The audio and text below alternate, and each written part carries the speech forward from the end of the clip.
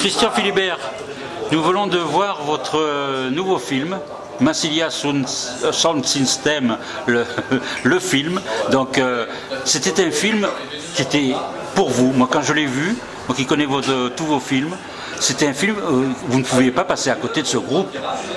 C'est le sentiment que j'ai eu aussi, c'est pour ça que je l'ai fait. Ouais. Je me suis dit à un moment donné, il y a tellement de raisons, on a tellement de raisons qui convergent pour faire un film que celui-ci s'impose et on n'a pas le choix, quoi. On doit le faire, coûte que coûte. Et celui-là, d'abord, ça faisait longtemps que je voulais faire un film musical, parce que la musique a toujours joué un rôle important dans mes films, pour toute la collaboration avec Michel Korb sur mes 3 premiers longs métrages. Et là, bon, Massilia, ça faisait longtemps que je disais faire un film sur Massilia, ça serait vraiment intéressant.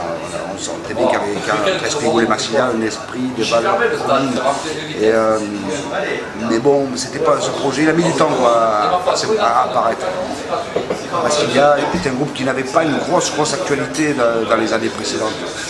En 2014, quand j'apprends que Massilia s'apprête à se lancer dans une nouvelle tournée, un nouvel album pour leurs 30 ans, pour fêter leurs 30 ans, là l'idée s'est imposée définitivement. Je me suis dit, voilà, je dois faire ce film, célébrer le Massilia Sound System à travers les 2 concerts, les 2 tournées anniversaires de leurs 30 ans, et en profiter bien entendu pour faire découvrir la Tchourm, pour rendre hommage à Lux B, et pour présenter aussi toute la gamme de leur travail, toute l'étendue de leur travail, tous leurs projets parallèles, Y-Star, Moussuté les Joubins, Papilji, et puis même au-delà de ça, à travers de temps en temps leur vie, leur philosophie de vie. Leur vie, c'est un restaurant, et puis ils se mettent à chanter en russe, et puis on a une diversité musicale dans ce film qui je trouve... C'est la liberté, l'échange, c'est... C'est ça, on communique avec la musique aussi. C'est un film musical, mais c'est pas qu'un film musical. C'est un film que j'espère aussi poétique, politique. C'est un film que, d'après les retours que j'ai des spectateurs, qui fait souvent un peu plus, qui fait verser quelques larmes aux spectateurs, et qui fait beaucoup rire aussi. Donc ça devient un spectacle complet. Et en même temps, c'est un peu une fiction aussi. Alors voilà, parce que le parcours est quand même, c'est hallucinant. Ouais. Comme il parle. En même temps, la narration justement que vous avez choisie, c'est la première fois que je vois un film musical fabriqué ainsi. C'est-à-dire qu'on ne lâche jamais la musique et on ne lâche jamais les propos. Et on ne perd aucun fil. C'est-à-dire que vous rythmez aussi bien les paroles. C'est-à-dire que toutes les interviews que vous faites pour parler d'eux, pour parler de leur vie, pour parler de leurs collègues, et la musique. Donc vous rythmez ça de la même façon. Et la parole est aussi musicale, même si elle est engagée d'une certaine façon. C'est juste ce que tu dis. C'est ce que j'ai ressenti, oui. Non, mais je suis d'accord. On a sacrifié beaucoup au rythme. Le rythme, c'était le plus important. Il dure 1h38. C'est vrai qu'a priori, il est quand même conçu comme un documentaire. Ce qui est marrant, c'est à la sortie des salles, quand je discutais avec le public, je me disais, mais c'est pas un documentaire, c'est du cinéma. Toute la puissance ils y retrouvent la puissance même d'un film américain. Africa Yoli a préparé à ça. J'ai l'impression qu'il y a une progression. Africa Yoli préparé justement à ce film-là. Bien sûr qu'il y a un glissement. Africa Yoli, quelque part, c'est la prise. Parce que Espigou, c'est un village barois. Oui. Et Africa Yoli, c'est la suite de Espigou. Et ce qui est marrant, c'est qu'on se retrouve au Sénégal, en Afrique, avec mes Espigoulés.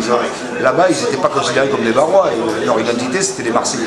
Et donc, voilà, il s'est retrouvé comme montage cette identité marseillaise qui est apparue pendant Africa Yoli et qui s'est incarnée dans le montage avec tout un passage avec la chanson de Massilia Sound System, Le Marché du Soleil, qu'ils nous ont fait la joie de nous offrir. On n'avait pas les moyens d'acheter les droits. Et ça a participé aussi au rapprochement. la force aussi que prend cette chanson dans mon film. Bien sûr que ça a joué aussi dans ma volonté d'aller plus loin dans le travail avec eux, dans le travail sur la musique notamment. Mais après c'est vrai qu'autour de ça, il y a toutes ces idées. J'ai l'impression que chaque fois qu'ils ouvrent la bouche, même quand ils ne sont pas d'accord, moi je suis toujours d'accord avec eux. Ouais. Tu as vécu complètement avec eux pendant cette tournée? J'aurais dit pareil. Ouais. Oui, vécu, bon, on n'a pas passé un an, j'étais sur plus d'un an, on n'a pas passé un an à leur côté. Mais quand même pas mal de temps. Mais oui, voilà, on les réécoute régulièrement, on les a accompagnés dans des tournées, on fait pas mal de concerts avec eux. Il fallait bien sûr du temps je ne savais pas forcément à quoi allait ressembler le film. Même l'idée de les interviewer face caméra, ces interviews sur fond noir qui structurent le récit, qui jouent énormément même sur le rythme du film. Ces interviews, au départ, d'abord je ne les connaissais pas tous. Après, quand on rencontre des personnages comme Jean-Pierre, ce sont tous des personnages fabuleux. Voilà, ce sont des personnages de fiction, on retrouve des personnages d'Espigoul là. Ce sont des gens d'ici, quoi. Des personnages presque de BD. Oui. Et ça, je me suis dit, bon, en fait, il faut faire un film centré sur eux, où c'est eux qui se racontent. Et pas les faire raconter par des sociologues ou des spécialistes de la musique, ça aurait pu être ça. J'avais envisagé, mais finalement c'était à eux de se raconter. Là c'est plus vrai parce qu'en même temps il y a un vrai contact avec le public, parce que ce sont des personnes qui n'ont pas les scènes que les autres groupes de musiciens peuvent avoir, donc là eux, ils chantent directement avec les gens sur les places publiques, sur les rassemblements. Donc c'est quand même une autre façon de voir le showbiz, puisque c'est pas du showbiz là. Là c'est la vraie communication, j'ai l'impression. Et en même temps, ils veulent faire perpétuer une langue, puisqu'ils chantent aussi en langue d'oc. Donc c'est la langue quand même, c'est la tradition. Donc ils font perdurer des choses. Alors, concernant l'occitan, ils ont fait énormément. Il y a toute une génération qui a pu, grâce à eux, s'intéresser à ses racines, à sa langue, y revenir. Beaucoup de gens que j'ai rencontrés m'ont dit, moi j'ai appris le provençal grâce à Massilia. Donc ça c'est quand même...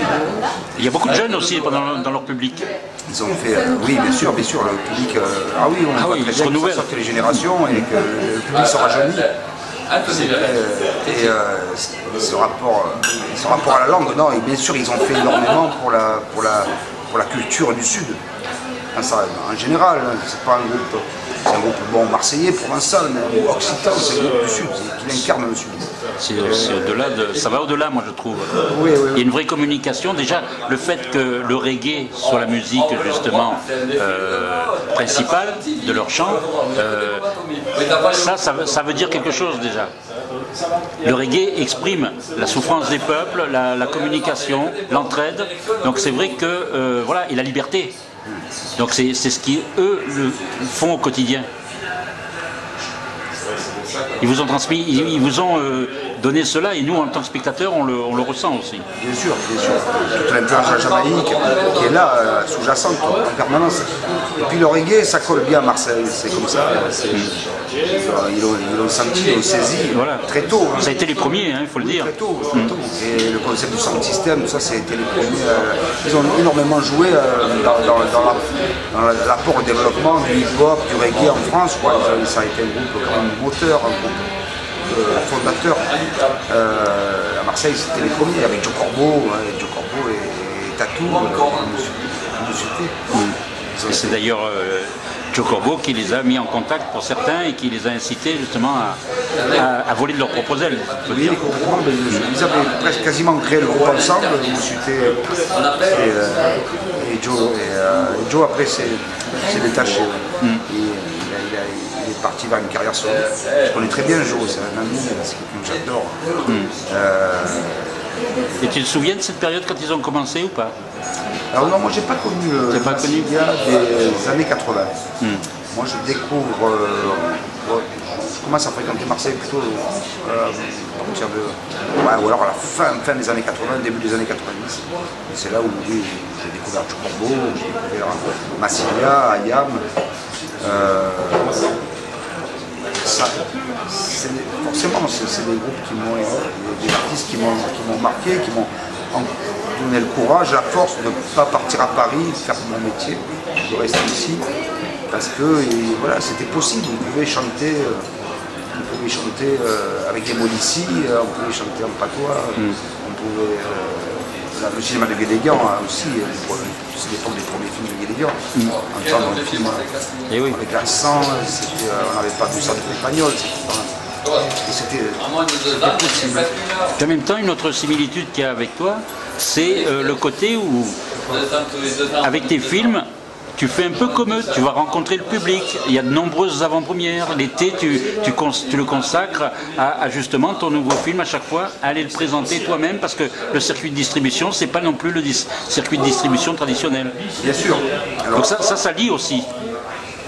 Après, c'est toujours pareil, quand on est indépendant, moi j'ai pas le choix, je dois aller chercher le public, je dois aller le rencontrer.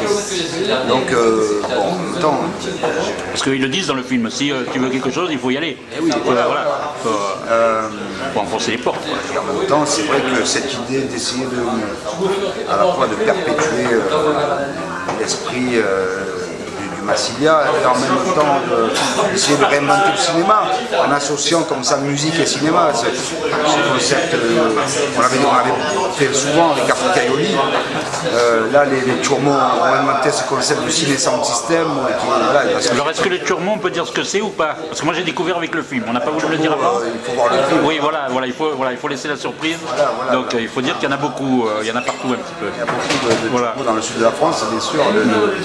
Nice à Toulouse.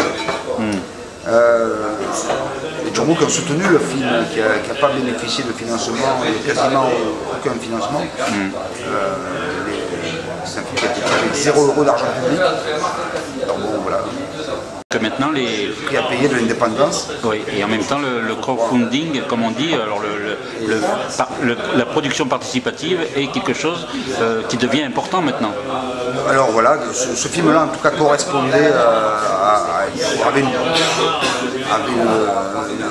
vraie, comment dire, un besoin.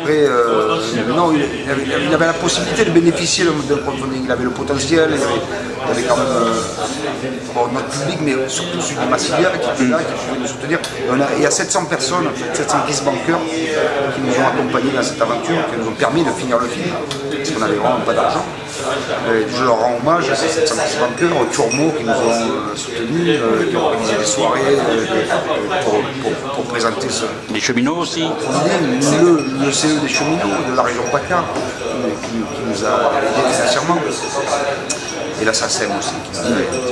Mais la SACEM c'est privé. On a, curieusement, pour un film qui me paraît moi aussi important, et je pense qu'il est pur cinéma. Oui, puis moi je pense que ça va être un film culte parce que déjà le groupe est un groupe culte, même pour ceux qui ne le connaissent pas, parce que tout le monde en a entendu parler.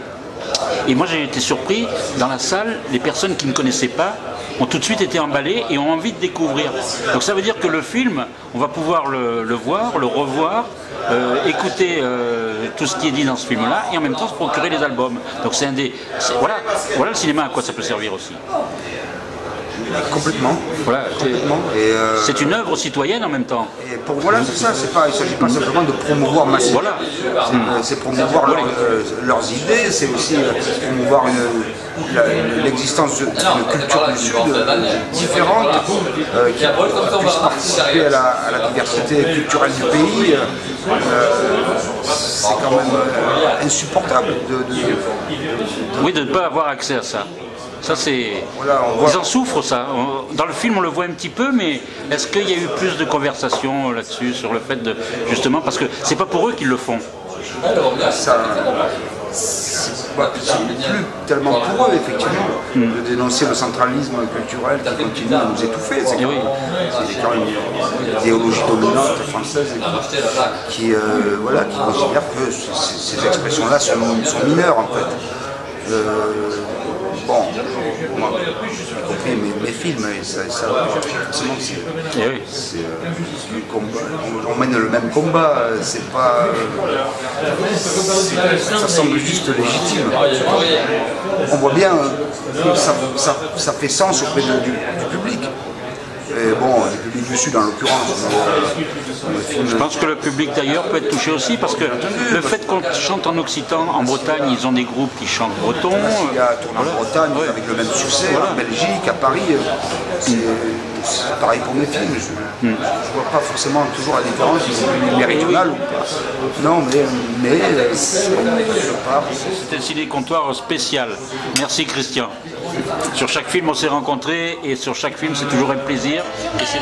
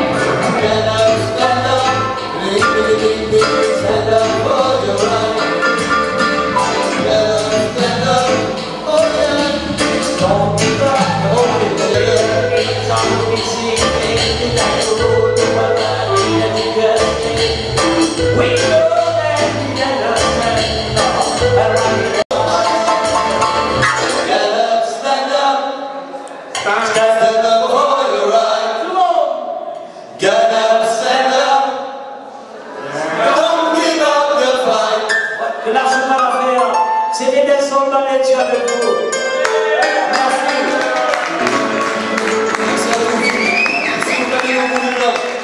Explique-nous le film, tu le sais. Massilia Sound System. La paix est sans frontières, sans frontières. La paix est sans frontières. La paix est sans frontières. Sans frontières. Vous t'avez Sans frontières.